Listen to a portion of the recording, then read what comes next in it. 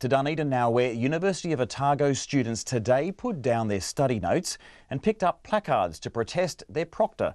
Dave Scott is under fire for unlawfully entering a student flat and confiscating bongs. This is while a resident was asleep upstairs. More than 400 protesters marched through the city this afternoon as more claims surfaced that Mr Scott had entered other flats without permission. Our Otago Southland reporter Tess Brunton was there.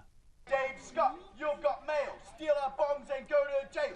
Dave Scott, you've got mail. Steal our bongs and go to jail. Dave Scott. Exams may be looming for University of Otago students, but pens were down as they marched for their rights.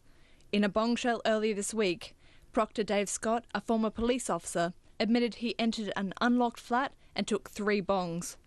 He says he's also confiscated bongs from students' backyards.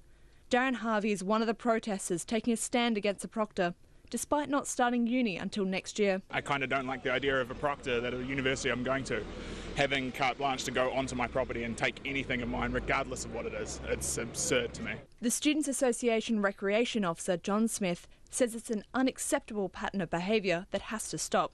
He led the protesters through the university with a large papier-mâché bong in tow to the proctor's office.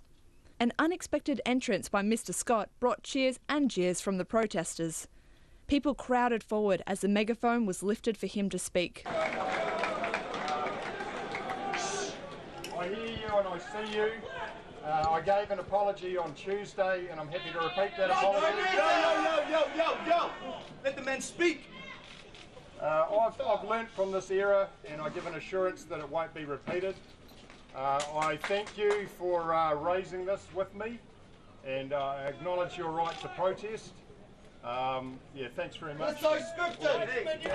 Mr Smith says while students originally wanted him kicked out, they've chosen to work with him. We've chosen to forgive him. We realise that it's more powerful to work with a proctor that is humble and knows the power of this community than to have someone new, completely fresh come in and have to learn that all over again.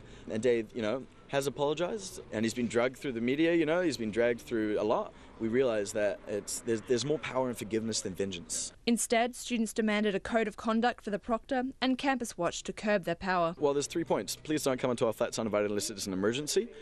Please don't take our property and treat us as equals within the community because we don't feel we've necessarily been treated as equals because of the actions he's taken. Third-year student Bailey Poole says students needed to be treated as adults, not naughty kids, and they deserved respect. There's no line between where his jurisdiction is off campus, and I think that's why we're here, to define that and set those boundaries that we need, because you can't just have people walking into houses as they please. Vice-Chancellor Harleen Hayne says the proctor's powers are already well defined by existing policy and law.